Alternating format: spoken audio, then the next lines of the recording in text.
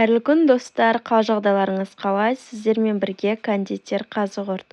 Бүгін біз сіздерге дәл осындай болып шығатын үлпілдек, нәзік, тоңазытқышта қалып қойған сливкилеріңіз болса, осы пирогты жасап көрсеңіздер болады.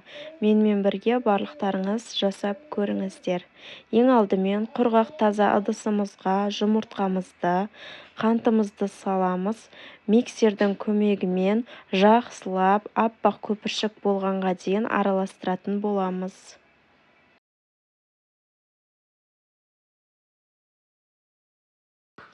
Үстінен сұйық майымызды құямыз және миксермен тағы да араластыратын боламыз. Араласқан қоспамыздың үстінен сливкимізді салып, тағы да миксермен араластырамыз. Ұнымызды дайындап алдық. Үстінен қопсытқышымызды саламыз. Және де міндетті түрде елегіштің көмегімен дәл осылай ұнды електен өткізіп алатын боламыз. Миксердің жай жылдамдығында ұнымызды араластырып алатын боламыз.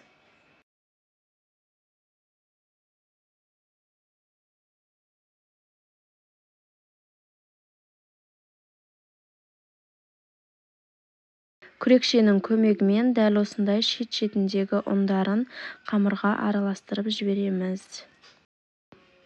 Табамыздың астына пергамент қағазын төсеп, дәл осылай дайындап алдым. Менде табанның диаметрі 24 см. Осылай ішіне қамырларымызды жаймендеп салатын боламыз. Пирогымыз сәнді көріну үшін бетіне дәл осындай фисташка ұнын септім. Сіздер бұның орнына әртүрлі жаңғақтарды қолдансаңыздар болады.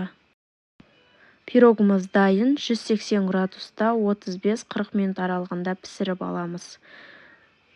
Пирогымыздың піскенін дәл осылай ағаш таяқшаларды тығып көру арқылы анықтаймыз. Ағаш таяқшамыз құрғақ болып шығуы қажет. Қараңыздар, пирогымызды кесіп көріп жатырмыз. Міндетті түрде суығаннан кейін барып кесіңіздер.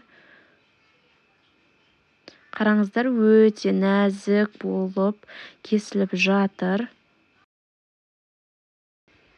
Біздің өте нәзік, жұмсақ болып пісетін, сливки қосып жасалатын пирогымыз дайын болды.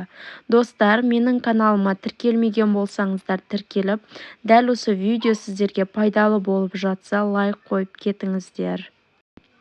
Қазақша каналдардың дамуына өздеріңіздің үлестеріңізді қосыңыздар. Барлықтарыңыздан қолдау күтемін.